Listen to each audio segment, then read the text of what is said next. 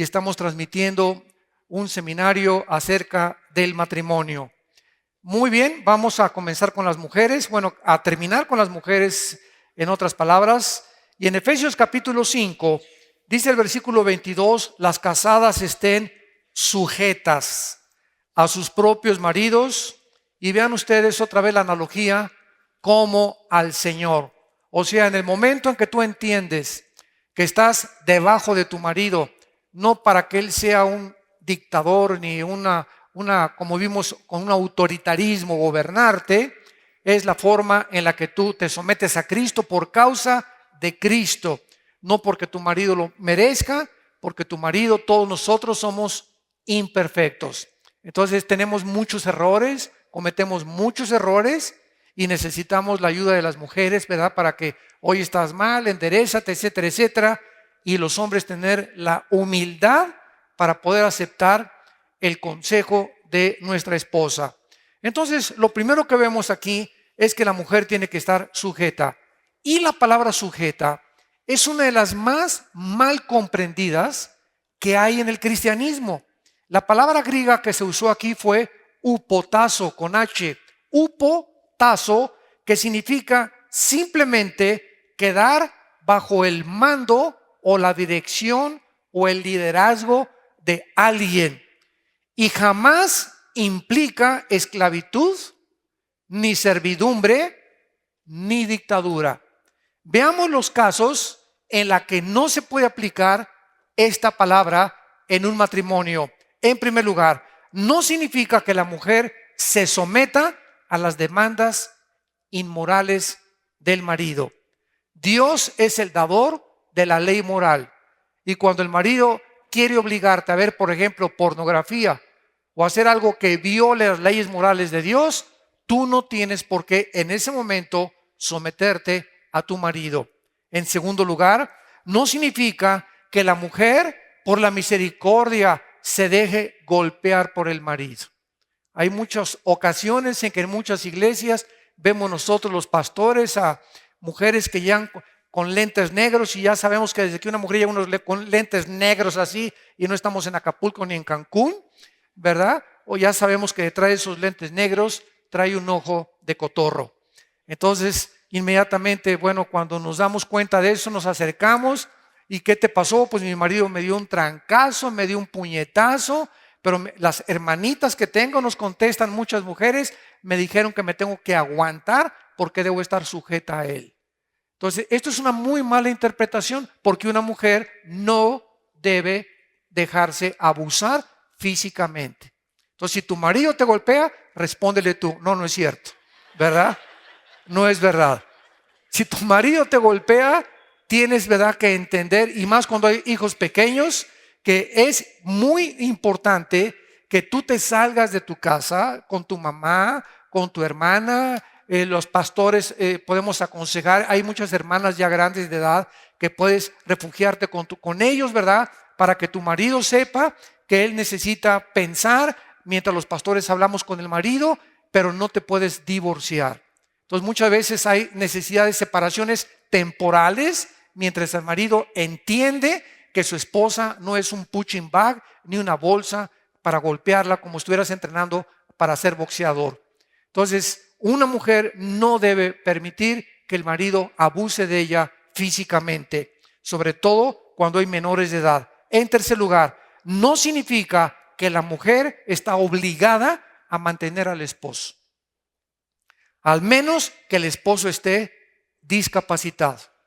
Entonces, si tu esposo no trabaja y tiene 4 meses sin trabajar, no porque nunca entre trabajo, sino porque es un flojo, y ahí está en la hamaca con su coco, ¿verdad?, y con su agua de limón, y ni siquiera sale a buscar trabajo, y se acostumbra a que tú vayas a mantenerlo, en ese momento, ¿verdad?, él está violando una ley de Dios. Tú no tienes ya, ¿verdad?, por qué mantener a un holgazán ni a ningún haragán. En cuarto lugar, no significa quedar o estar bajo el mando o autoridad de alguien, ¿verdad? No significa que seas tratada como una esclava, como una sirvienta sin tener derechos, porque no es una dictadura el matrimonio. Entonces tú tienes derechos, tienes derecho de hablar, tienes derecho de expresarte, y no tienes derecho, ¿verdad? Una cosa es servir y otra cosa es servilismo. Entonces, Dios nos manda que seamos serviciales y que seamos siervos, pero otra cosa es el servilismo. Hay maridos que tienen un amante y conocemos casos, y ustedes lo saben muy bien, que tienen el descaro de traer al amante a la casa y decirle a la esposa: pues aquí ya llegó otra, ábrele un cuarto, prepárale la cama, imagínense nada más. Y la esposa: pues es que me dijeron que tengo que estar sujeta. Y eso no es mansedumbre, eso es mensedumbre. Entonces, todas estas situaciones son por no entender claramente el significado de la palabra someterse o estar sujeta ahí. Entonces, estas son las cosas principales, ¿verdad? Y finalmente, no significa que la mujer tenga sujeta. Una cosa es estar sujeta y otra cosa es que tengas tujeta. Entonces, ¿verdad? Hay que descartar completamente eso. Significa simplemente que la mujer reconoce: Señor, quiero someterme a ti, y tú me dices que la cabeza, el líder, el capitán del barco es mi marido. Entonces, yo quiero obedecerte porque te quiero obedecer a ti, Señor. Pero si mi marido rompe una ley o viola un mandamiento moral, yo entiendo que entonces la sujeción queda completamente invalidada. Es como un capitán, por ejemplo, en la guerra de Vietnam en los 60s, llegaron los soldados norteamericanos a las aldeas de Vietnam en la década de los 60s, y ellos tenían la obligación de matar a los enemigos. Pero llegó el momento en que muchos sargentos enloquecieron y obligaban a los soldados a matar civiles. No es como los civiles que están ahorita en Irak, que están armados y que traen hasta mujeres, traen ametralladoras.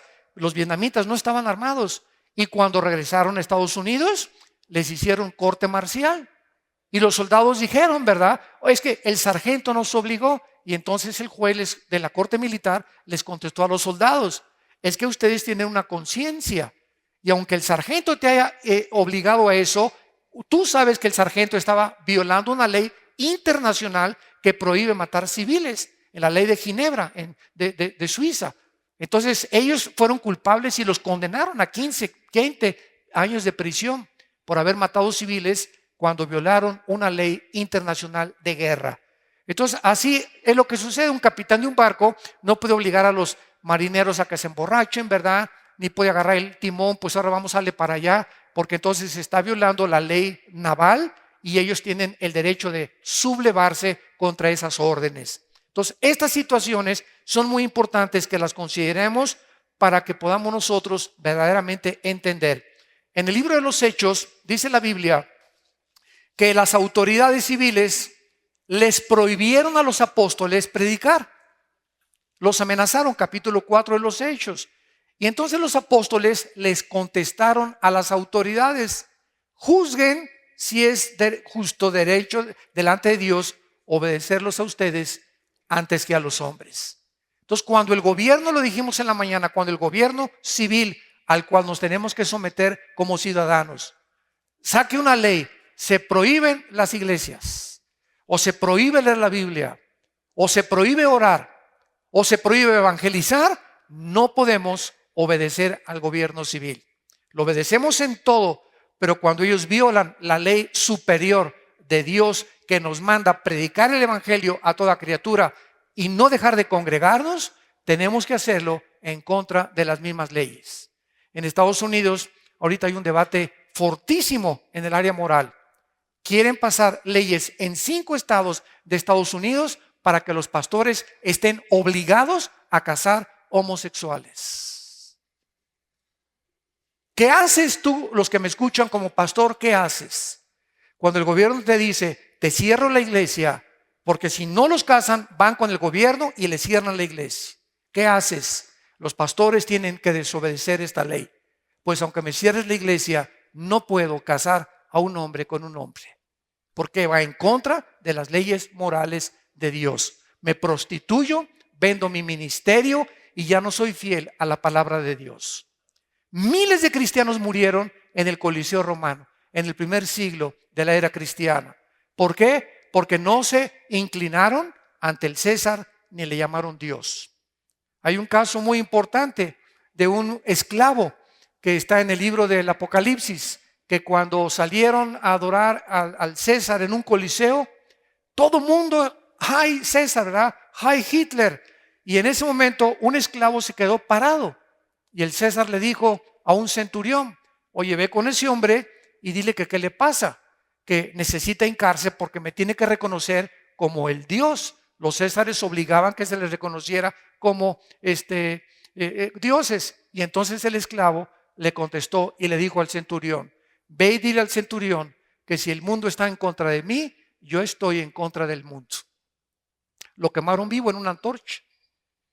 Entonces tenemos en Hebreos capítulo 11 miles de ejemplos de mártires que prefirieron morir antes que violar las leyes morales de Dios. Muy bien. Entonces vemos en segundo lugar, ¿verdad?, que en Primera de Pedro capítulo 3, en segundo lugar, las mujeres, Primera de Pedro capítulo 3, versículo 1, deben mostrar sobre todo a las mujeres que están casadas con hombres que no son cristianos. ¿Qué debe hacer una mujer cristiana? ¿Qué conducta debe manifestar cuando su esposo no es cristiano? Escuchen lo que dice la Biblia. Primera de Pedro 3, versículo 1. Asimismo, vosotras mujeres, estén sujetas a vuestros maridos, para que también los que no creen a la palabra sean ganados predicándoles el evangelio. ¿Eso dice? ¿Eso dice? Ni en la Biblia del Mormón dice eso. Aparentemente hay una contradicción y encontramos esto en la Biblia. Una mujer lee esto y: oye, Señor, ¿me estás diciendo que no le diga ni pío, pío, pío a mi esposo? Ni que le ponga en el espejo como Sodoma has venido a hacer. Ni que le pegue un parche atrás en el saco y que le diga: borracho, el lago de fuego te espera. ¿No me estás diciendo eso, Señor? ¿Quién entonces cómo se va a convertir mi marido? ¿Por qué me mandas algo donde me estás diciendo que prediquemos el evangelio? Aparentemente hay una contradicción, ¿no es verdad? ¿Por qué dice Dios a las mujeres que están casadas con hombres no cristianos que no les hablen de Cristo, que no les digan nada? Entonces, ¿qué hago, Señor? Sin palabra, por tu conducta. Considerando vuestra conducta, versículo 2, casta y respetuosa. Dios conoce la naturaleza del varón. Y si muchos varones no lo sabían y las mujeres tampoco, los varones somos más centrados en nosotros mismos, más egoístas y más vanidosos que las mujeres. Es mucho más fácil que una mujer se abra para exteriorizar sus sentimientos que un varón. Y ustedes lo saben muy bien. Una mujer busca siempre, vamos con un consejero y el varón: yo no necesito que el pastor me diga nada. Así somos los hombres por naturaleza. Dios tiene que quebrantarnos y humillarnos para hacernos entender que no somos dioses y que también necesitamos exteriorizar nuestras emociones y reconocer las veces que hemos fallado delante de Él, si queremos salvar nuestra familia. Entonces Dios sabe que si una mujer es cristiana y le comienza a hablar a un marido que no es cristiano, el marido va a reaccionar así: tú a mí, ¿qué me tienes que enseñar? Ahí sí, de la noche a la mañana muy santita, ¿no? Muy religiosa, ¿verdad? Monja, pues vete al monasterio mejor, o vete mejor allá con las monjas. Y los maridos, así es como reacciona un hombre que no es cristiano cuando la mujer llega: pues ya soy cristiana, y ya la Biblia, y el marido, ¿verdad?, dice: ¿de qué me estás hablando? Parece marciana. Ya te va a contestar. Dios sabe perfectamente bien que Dios va a usar otras personas en su trabajo, en la ruta 100, en el tranvía, en el viaje, en el avión. Dios tiene muchas cosas para hacer que tu marido venga a Cristo, pero es necesario que tú, con tu conducta, tu marido comience a descubrir no lo que le dices, sino tu cambio de actitud. De repente llega tu marido y están tus huevitos: oye, ¿y esta qué le pasa? No, si es cierto, está mucho más tranquila conmigo. ¿Qué se me ofrece? Aquí están tus pantuflitas, mi amor, etcétera, etcétera. Y quítate aquí. Y me contesta, en lugar de maldecirme, me bendice, etcétera, etcétera. Y esta actitud del la mujer hacia el hombre hace que el hombre comience a considerar y a tomar en serio que algo le sucedió a su esposa que es en serio verdaderamente. Esta es la sabiduría de Dios. No le hables a tu marido. Ahora, si tu marido te da permiso y está abierto, qué bendición, ¿verdad? A ver, háblame de tu Biblia. O a ver, que le digas, ¿puedo orar por ti, Pancho Elotes? Y pues sí puedes orar por mí, ¿verdad? Ya estás del otro lado. Cuando un hombre, ¿verdad?, permite ya que, o me permites antes de acostarnos leerte un pasaje de la Biblia, no, ya guarda esa cochinada de tu Biblia y no me vuelvas a hablar de eso. Ya no le vuelvas a tocar el asunto y ya sabes que no es por ahí. No le vuelves a hablar de Cristo. Dejas que Dios actúe en su corazón. Es un consejo muy importante, ¿verdad? Porque Dios sabe que un varón no creyente es orgulloso, macho, camacho, y se cree autosuficiente, que no necesitamos el consejo jamás de la esposa, por lo que si la esposa trata de evangelizarlo, lo más probable es que vas a empeorar la situación. Vas, ¿verdad?, a fracasar. La llave es, ¿verdad?, que tú obedezcas lo que dice Dios y que actúes con tus acciones, con tu conducta, con tu bondad, con tu amor, con tu paciencia, con tu tolerancia, pero nunca permitiendo que te ponga las manos encima. En tercer lugar, vamos a Tito Capotito, antes de Pedro, no se vayan tan lejos, está Santiago, Hebreos, y encontramos a Tito. El tercer consejo a las mujeres, dice Tito capítulo 2, del 3 al 5. Las ancianas, hasta para las viejitas hay. Hasta para las viejitas hay. ¿Cómo que no? Las ancianas, asimismo, sean reverentes en su porte.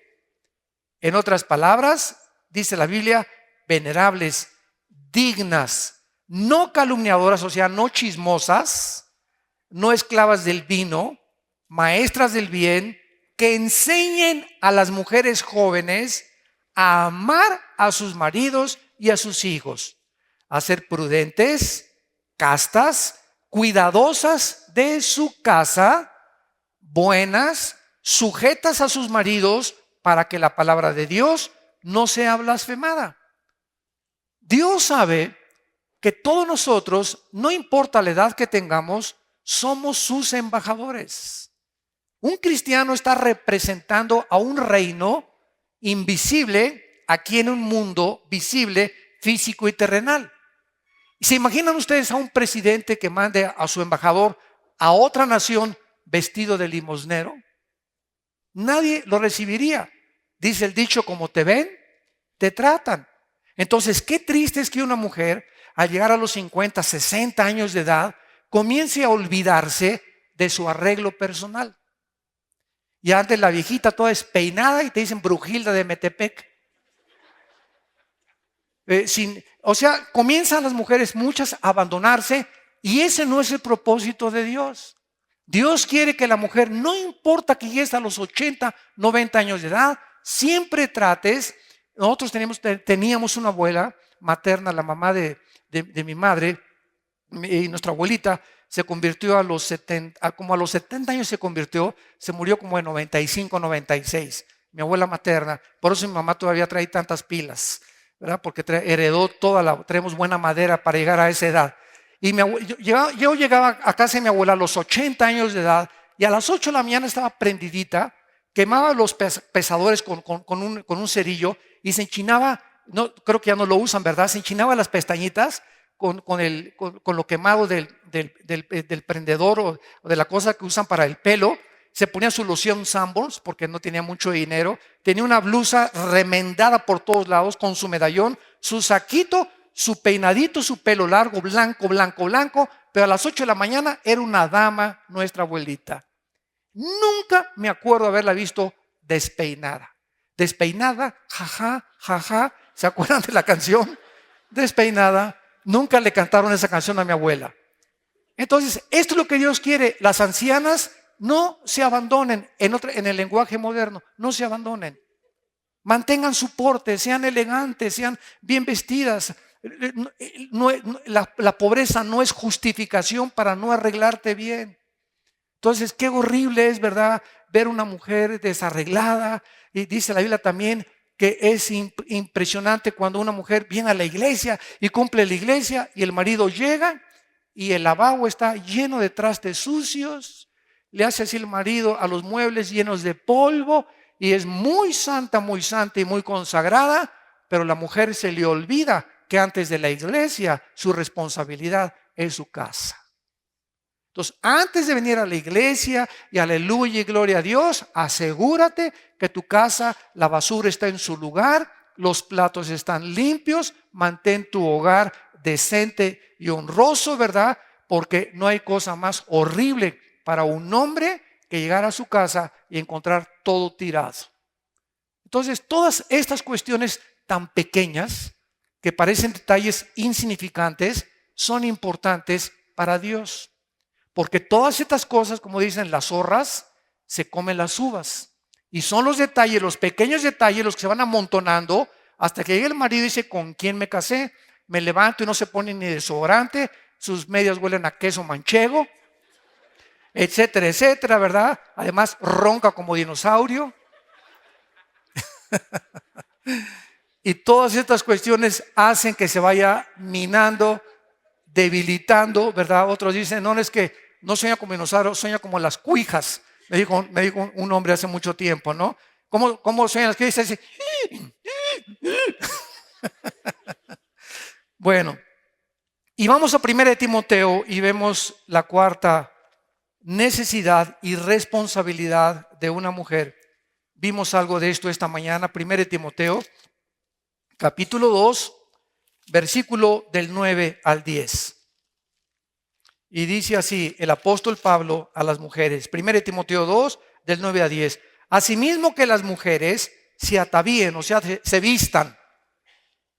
Dios quiere que le pongas importancia a la manera como te vistes. Está hablándoles a las mujeres cristianas. Vístanse con ropa decorosa, o sea, la palabra decorosa es decente.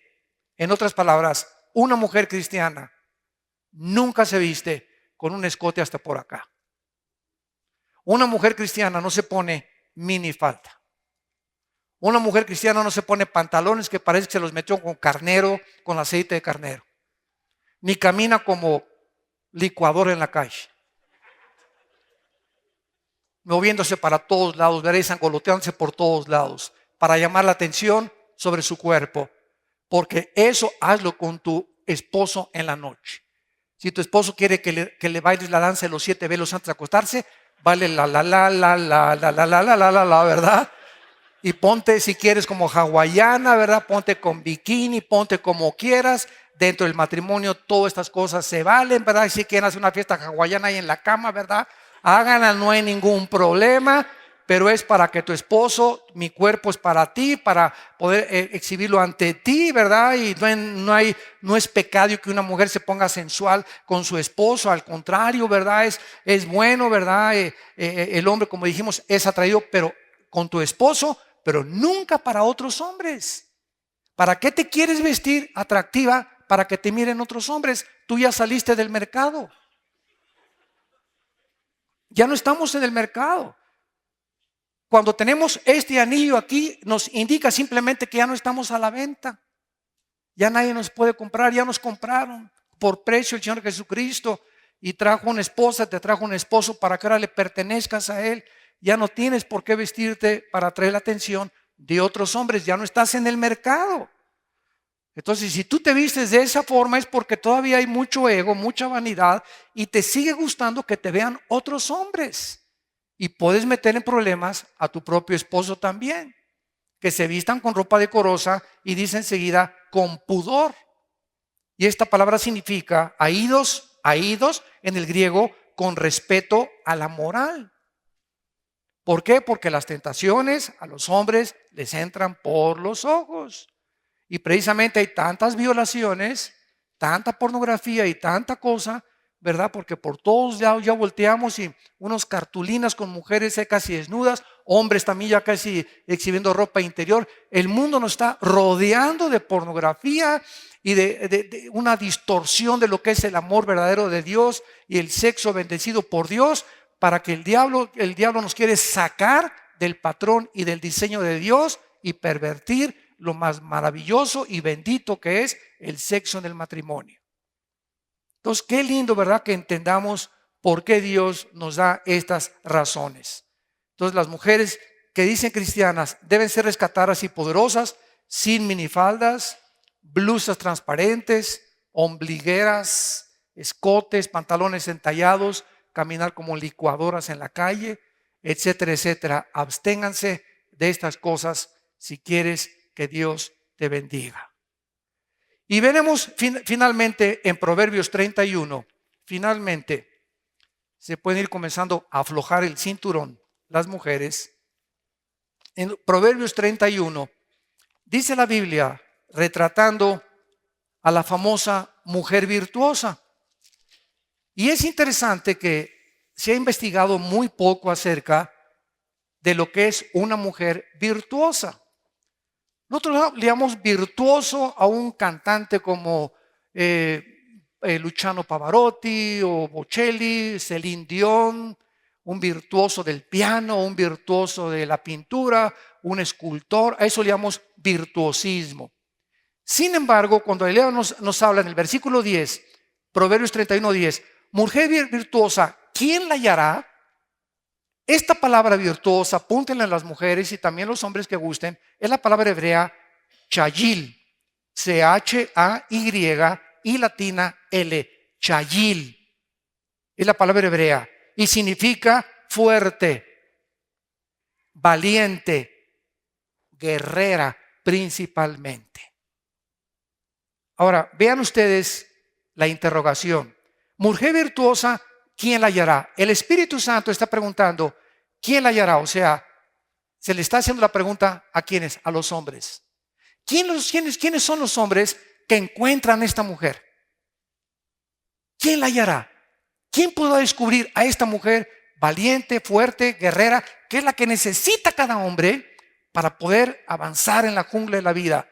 Y la respuesta es los hombres que la estén buscando.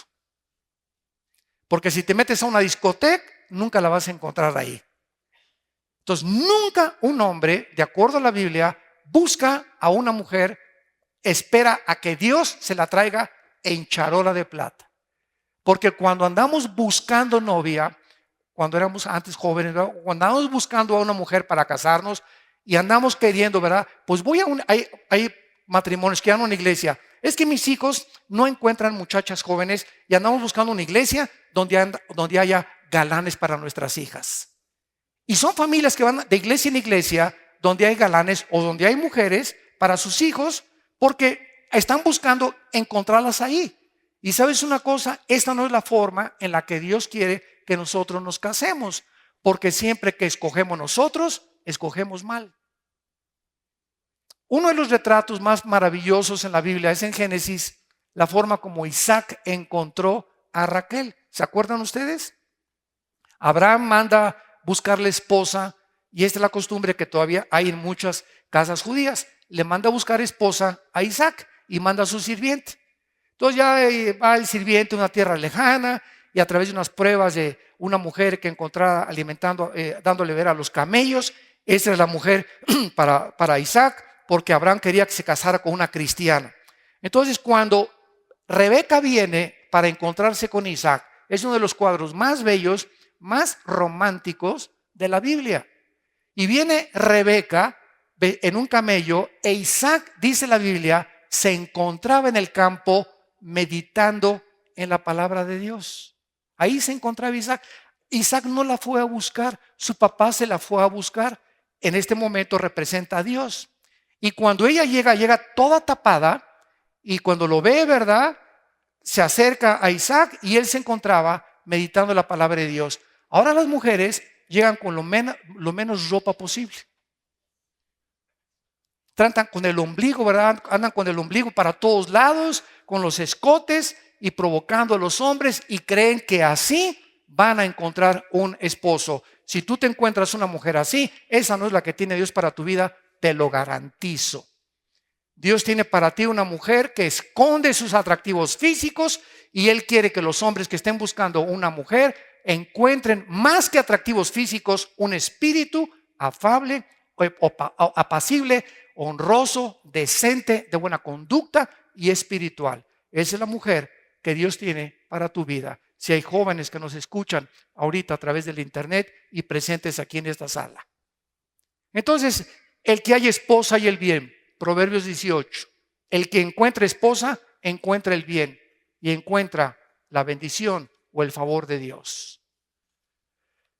Esto de crecer espiritualmente, ¿quién la hallará? La mujer virtuosa. Dice el versículo 10, porque su estima sobrepasa largamente la de las piedras preciosas. Y ya se describe aquí en todo este capítulo, el corazón de su marido está en ella confiado, no carecerá de ganancias, le da a ella bien y no mal. Aquí está lo que vimos en la mañana. Es una mujer no rencorosa, no está amargada, le da bien y no mal todos los días de su vida. Busca lana y lino, con su voluntad trabaja con sus manos. Versículo 23, su marido es conocido en las puertas cuando se sienta con los ancianos de la tierra. Versículo 28, se levantan sus hijos y la llaman bienaventurada. Mi mamá ama a mi papá. Mi mamá es linda, mi mamá nos da buenos consejos, mi mamá nos ha enseñado a vestirnos, mi mamá nos ha enseñado los principios morales y su marido también la alaba. Y finalmente el versículo 30 termina dándoles el más grande consejo a las mujeres. Engañosa es la gracia y vana la hermosura. La mujer que teme a Jehová, esa será alabada. La palabra gracia es la palabra hebrea chen, que significa encanto externo. Entonces, las mujeres, ¿verdad? Que son por afuera, ¿verdad? Que quieren con su manera de vestirse, con su manera de caminar, con su manera de atraer la atención, dice la Biblia, es engañoso, porque no te va a llevar a ningún lado más que a buscarte problemas tarde o temprano. Y van a la hermosura. La palabra engañosa es la palabra shakar, que significa falso, no real. Estás dando una impresión falsa de tu identidad. Tú ya estás fuera del mercado y estás casada. No tienes por qué tener ya ese tipo de convicciones de estar tratando de llamar la atención por tus cosas y tus beneficios físicos. Todo eso es absolutamente engañoso y vano delante de Dios. Lo más importante es la mujer que teme a Dios. Y esa mujer, dice Dios, yo me encargo que la gente te alabe, no por tu cuerpo, por tu espíritu y lo que eres internamente. Esta es una de las bendiciones más grandes que encontramos nosotros dentro de la Biblia.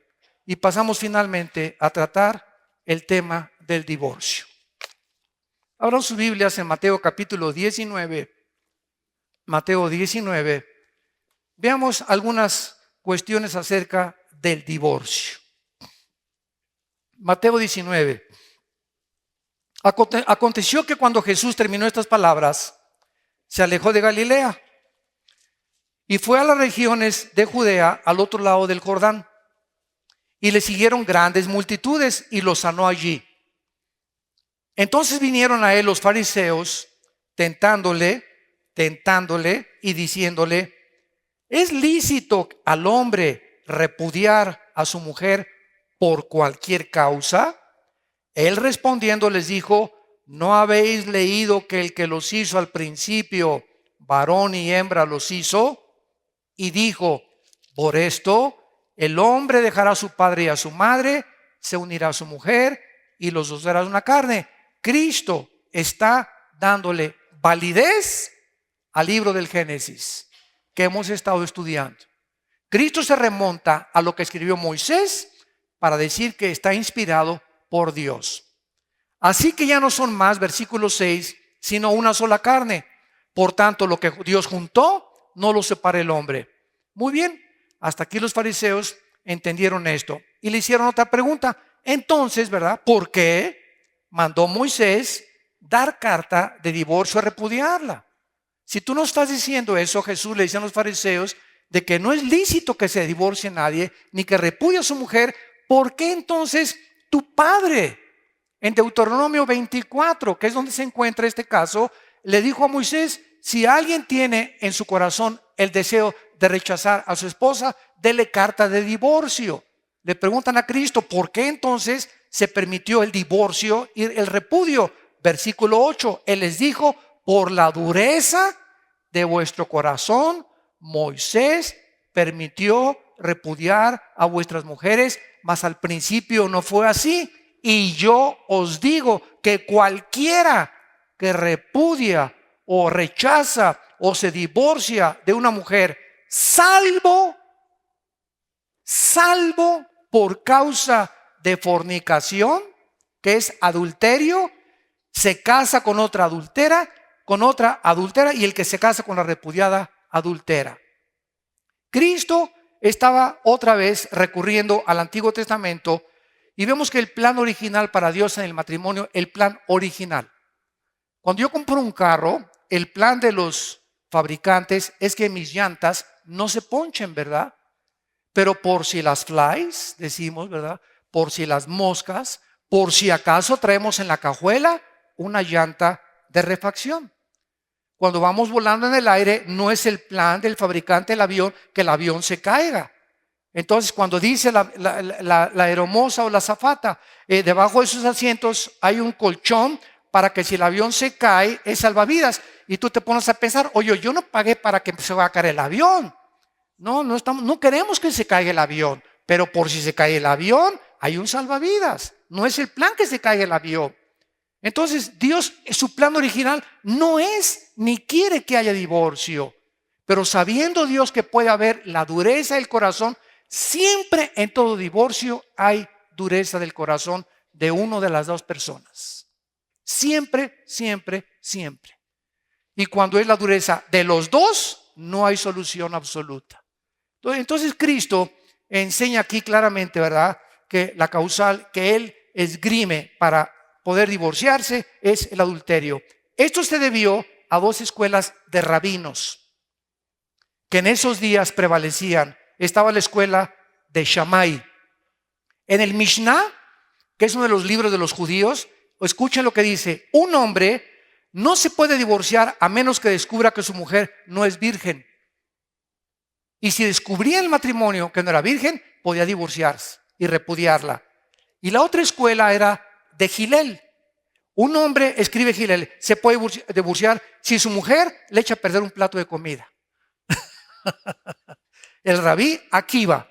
Entonces, después, en lugar de comenzar a debatir estos asuntos de los rabinos, Jesús afirma el plan original de Dios para el matrimonio y enseña que el ideal de Dios, ¿verdad?, es permanecer juntos los dos. Ahora bien, la Biblia percibe el matrimonio como un pacto. Vayamos a Malaquías capítulo 3. Antes de Mateo, es el último libro del Antiguo Testamento. Malaquías, está antes de Mateo. Mateo capítulo 3. Un pacto entre un varón y una mujer, que se hace o se celebra cuando siempre firmas un contrato. Vas a rentar una casa, el que te renta la casa te dice: aquí está el contrato, necesito testigos, ¿verdad? Para que si hay algún caso que se tenga que llevar a un tribunal, los testigos puedan responder. Entonces, cuando nos casamos, es necesario, Dios es el testigo principal, desde luego, pero como estamos sometidos a las leyes civiles, necesitamos legitimizar el matrimonio con un juez por lo civil. En México, en Estados Unidos, un pastor y un cura católico puede casar. Aquí en México no. Los pastores no podemos casar a nadie. Cuando llegan las parejas: oiga, nos casa, pastor, espérame tantito. Cuando te cases por lo civil, ya estás casado por Dios, por la iglesia y por la bendición de Dios. Y nosotros solamente bendecimos un matrimonio que ya está casado, porque ya tiene el certificado de matrimonio. Si alguien quiere que yo presida la celebración de matrimonio, les pedimos los pastores primero el acta de matrimonio. Si no tiene acta de matrimonio, no podemos bendecir tu matrimonio, porque delante de Dios no estás casado. Cuando te case el juez, estás casado delante de Dios. No hay tal caso como matrimonio por la iglesia. Métanse eso en su cabecita. Cuando llega una persona a la iglesia católica, oiga, y pregunta el padre: ¿quién se opone a que este matrimonio se lleve a cabo? Y se levanta por ahí la mujer, yo, está casada conmigo. ¿Qué hace el cura, verdad? Hablar a la patrulla para que se lo lleven por bigamo. Pero él no está casando a nadie, él está bendiciendo el matrimonio. Tienen ya que estar casados por lo civil. Entonces, esto es un contrato ante Dios, ante los hombres y con testigos. Ahora, muy bien. La Biblia nos muestra, ¿verdad?, que el testigo principal y por lo cual los hace responsables es Dios. Y en Malaquías capítulo 3, versículo 2, capítulo 2, versículo 13, Malaquías 2:13, termina la Biblia explicando a Dios por qué Israel, los líderes de Israel, a quienes Dios les había puesto como sacerdotes, fracasaron. No tanto por no leer la Biblia o por no ser muy activos. Vean ustedes de qué los culpa Dios. Así termina el Antiguo Testamento y pasaron 400 años entre el Antiguo Testamento para que apareciera Cristo. 400 años hay de intermedio entre el Antiguo y el Nuevo Testamento.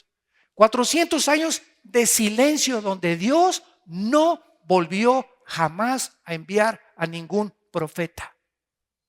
Y dice así: y esta vez haréis cubrir el altar de Jehová de lágrimas, de llanto y de clamor, así que no miraré más a la ofrenda para aceptarla con gusto de vuestra mano. Y me dirán, ¿por qué? Vean la insensibilidad a la que habían llegado en el Antiguo Testamento. ¿Por qué no estás diciendo eso, Señor? Porque Jehová ha atestiguado entre ti y la mujer de tu juventud, contra la cual has sido desleal, siendo ella tu compañera y la mujer de tu pacto. Nuestra esposa es nuestra amiga, compañera, y estamos en un pacto ante Dios sagrado en el matrimonio. No hizo el 1, versículo 15, habiendo en él abundancia de espíritu. ¿Y por qué 1? Porque buscaba descendencia para Dios. El propósito del matrimonio es que nuestros hijos sean santos, que puedan salir de nosotros una nueva generación. Todos nosotros, principalmente en Latinoamérica, somos hijos de padres que casi ninguno eran cristianos. Casi todos somos primera generación.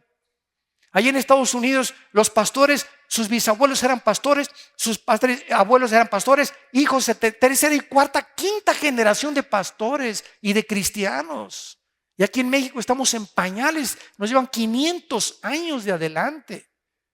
Entonces somos la primera generación que está Dios levantando y que nuestros hijos van a heredar el ejemplo que les demos. Dios espera en un matrimonio santo. Vale la pena que podamos obedecer a Dios, amar a nuestra esposa, que ella se someta a nosotros, que caminemos juntos en obediencia a Dios, porque estamos procreando una generación, una nueva generación, levantándola, que salve a México.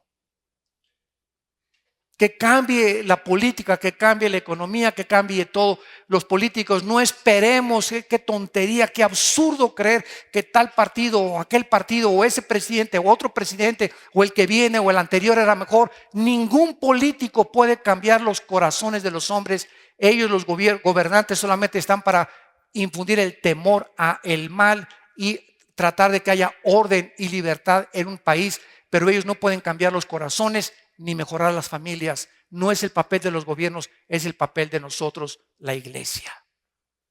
Entonces nosotros somos la luz, somos la única luz. En tu trabajo, en tu bufete, en tu consultorio médico, en tu taller de carpintería, en tu taquería, somos la única luz nosotros. Poseemos la verdad en Cristo, en la Biblia, con nuestras manos. Y Dios busca una descendencia. Dice el versículo 15, guárdense pues en vuestro espíritu y no sean desleales con la mujer de su juventud, porque Jehová Dios de Israel ha dicho que él aborrece el repudio y al que cubre de iniquidad su vestido, dijo Jehová de los ejércitos. Guárdense pues en vuestro espíritu y no sean desleales. 3 veces se repite una palabra que es la palabra bagad en el hebreo, que se tradujo desleal. Bagad con B de bueno, bagad, y de David al final. ¿Y saben lo que significa esta palabra desleal? Significa actuar encubiertamente. fraudulentamente, secretamente, engañar a la esposa, encubrir algo, tapar algo. En otras palabras, en el lenguaje del siglo XXI, mantener una actitud de hipocresía con tu esposa, teniendo escondidas una mujer y diciéndole te quiero en los ojos. Eso es ser desleal, actuar encubierta, ocultamente, llevar una vida doble. Dios te está viendo. Dios sabe quiénes de los que nos escuchan ahorita viven una vida doble. Y ven a la esposa, ¿verdad? Y tienen en lo oculto de su corazón a otra mujer, a otra persona. O mantienen otra en un departamento. Muchos no lo hacen porque no tienen el dinero. Si lo tuvieran tendrían 2 o 3 amantes. Y Dios aborrece la deslealtad, la hipocresía, el engañar a tu esposa, el manifestar una cara que no tienes delante de ella. Y esta es la razón por la cual Dios les dijo, ¿verdad? Permito el divorcio. Porque una mujer no merece vivir con un hombre con esta conducta. Veamos ahora el Nuevo Testamento en 1 Corintios capítulo 7. Y dice así. En 1 Corintios capítulo 7, la visión del divorcio se amplificó. Y aquí ya lo vemos cuando Jesús, ¿verdad?, dijo que cualquiera que repudie a su mujer, excepto por causa de fornicación, estaba implicando ¿qué cosa? El divorcio y el nuevo matrimonio sobre la base de la inmoralidad. En otras palabras, lo vamos a ver ahorita aquí en el Nuevo Testamento. Si una mujer ve que su esposo comete adulterio y él insiste en ese adulterio, o se va de tu casa de plano, o tú ya sabes que tienes 6 meses en adulterio, tú delante de Dios tienes 2 opciones. Y ningún pastor, ninguno de nosotros podemos nunca decirle a una pareja, divórciate. Podemos decirte, la Biblia te da esas opciones, pero la decisión tú la tomas. Yo no te lo puedo decir, yo te digo lo que la Biblia dice. La opción que la Biblia te dice es que sí te puedes divorciar cuando hay adulterio. Y tú tienes el derecho de volver a casarte con la bendición de Dios. Pero el que se fue por fornicación, él cometió adulterio y se casa, hace adulterio y comete adulterio con la otra mujer. Entonces, si tú estás en esta situación, tienes que considerar claramente las causales de tu divorcio. Ahora, si tú te divorcias, ¿verdad? Ya cometiste adulterio y si tu esposa, ella tiene el derecho, o él, si ella fue la que cometió adulterio, la víctima tiene el derecho de volver a casarse con la bendición de Dios. Porque no se va a quedar a vestir a los santos. Como dice aquí 1 Corintios capítulo 14, versículo 7, versículo 14. Porque el marido incrédulo es santificado en la mujer y la mujer incrédula en el marido. De otra manera vuestros hijos serán inmundos mientras que ahora son santos. En otras palabras, en un hogar donde ella es cristiana y él no es cristiano y hay hijos menores de edad, por causa de que una mujer, uno de los dos sea santo, Dios cubre y protege a los hijos. Pero si en ninguno de los dos hay ninguna esperanza, los hijos llevarán las consecuencias. Y no le eche la culpa a Dios. No le echemos la culpa a Dios de los tsunamis y los terremotos y los incendios y los huracanes y las cosas que están devastando el mundo, cuando vivimos en un mundo entregado a la inmoralidad, al adulterio, a la fornicación, a la depravación, donde están legislando los matrimonios gays, donde el mundo se ha convertido en Sodoma y en Gomorra. No le echemos la culpa a Dios. Es el resultado de nuestros propios pecados. Nos hemos rebajado al nivel de los animales. Así va a acabar el mundo de acuerdo a la Biblia. Y dice el versículo 15, pero si el incrédulo se separa, sepárese.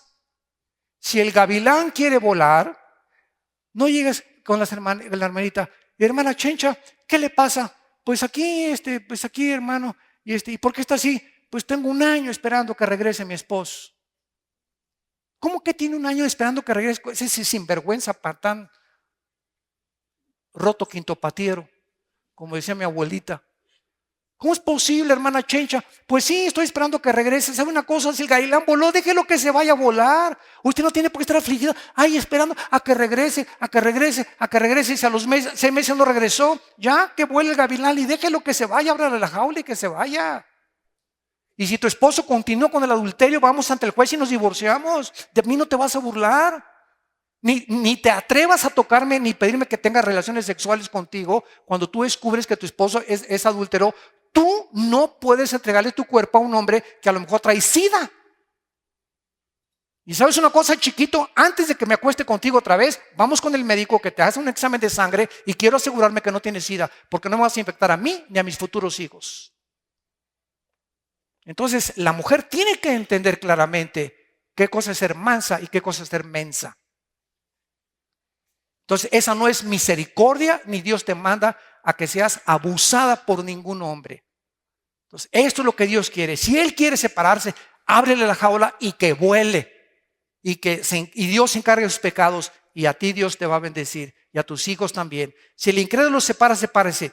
Porque no está el hermano o la hermana sujeto a servidumbre en semejante caso.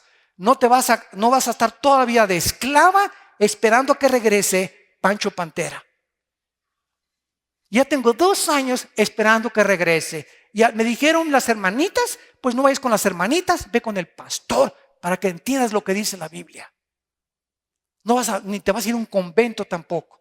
No quiere que nos convertamos en esclavos, porque mientras estás esperando eres una esclava de él. Es como si el gavilán pollero que se fue, el Pancho Pantera, pues ahora aquí me espera, me voy a arrastrar la cobija a Cancún y a la Riviera Maya y cuando regrese me está esperando para que sigamos juntos. ¿Sabes una cosa? Tómala. No soy una tonta. Tengo una dignidad como mujer, soy hija de Dios. Y me vas a respetar y jamás te vuelves a acostar conmigo hasta que yo no estoy seguro, ¿verdad?, de que tú no tienes SIDA o una enfermedad venérea que pueda contagiarme a mí y a nuestros hijos. Dios nos llamó a la paz. Entonces, tenemos que entender claramente esta situación para que en la iglesia podamos actuar bíblicamente, aconsejar bíblicamente y para que tú sepas cómo actuar bajo la bendición de Dios. Padre, gracias por tu palabra. Hemos tenido un seminario, Señor, donde la Biblia ha sido abierta porque nos amas. Diste tu vida en una cruz para pagar por nuestros pecados, para que ya no viviéramos para nosotros mismos, para que siguiéramos las pisadas de tu Santo Hijo Jesucristo, quien nos ha dejado el ejemplo para que si invocamos por Padre a aquel que sin acepción de personas juzga a cada uno según sus obras, conduzcámonos con temor durante todo el tiempo de nuestra peregrinación. No podemos jugar a la iglesia, no podemos jugar con Dios. Dios toma demasiado en serio el pecado, tan en serio que fue su Hijo, la sangre de su Hijo, la misma vida de su Hijo unigénito, el que tuvo que colgarse en una cruz para solucionar el problema del pecado. Y si Cristo no perdonó a su Hijo, estamos seguros que no podemos burlarnos de Él, porque tampoco nos perdonará si tomamos la gracia de Dios con libertinaje. Padre, te pedimos que como hombres nos enseñes a portarnos varonilmente, a ser los líderes, sacerdotes y guías y proveedores de nuestra casa, de nuestros hijos. Enseñar a nuestra esposa qué es lo que realmente Jesús quiere enseñarnos. Que nuestros hijos vean en nosotros, en nuestro matrimonio, a una pareja que se ama, que les damos buen ejemplo y que podamos procrear una generación bendita. Porque tu palabra dice en el Salmo 112, la generación de los justos será bendita. De los justos, los que obedecen los mandamientos y la palabra de Dios. Oramos y te damos las gracias por lo que Él hizo en esa cruz. Y si en esta tarde hay alguno de ustedes que nos escucha, que quiere venir a la cruz y recibir el perdón de sus pecados y entender que sin Dios no puedes seguir caminando, ni engañando a tu esposa o a tu esposo, ni a nuestros hijos. Pídele perdón a Dios. En este momento es la oportunidad que Dios te da. Cuando Él te habla, no endurezcas el corazón. Busca a Dios mientras puede ser hallado, y es este momento cuando lo puedes encontrar, cuando a través de la Biblia Él está hablando a tu corazón, diciéndote que te arrepientas de tus pecados, que Él quiere perdonarte, darte el poder de cambiar y vivir una vida pacífica, tranquila, con sus bendiciones, sin estrés, sin preocupaciones, sin cosas que roben tu corazón, sino que puedas vivir sabiendo que si estamos con Dios, ¿quién contra nosotros? Dile a Dios en tu corazón: Padre, perdona mis pecados. Quiero cambiar mi matrimonio. Bendice nuestro matrimonio. Guárdanos del mal. Bendice a nuestros hijos. Creo que en la cruz diste tu vida por nosotros, y te pido que entres a mi corazón en este instante como mi Señor y mi Dios. En el nombre de Jesús. Amén.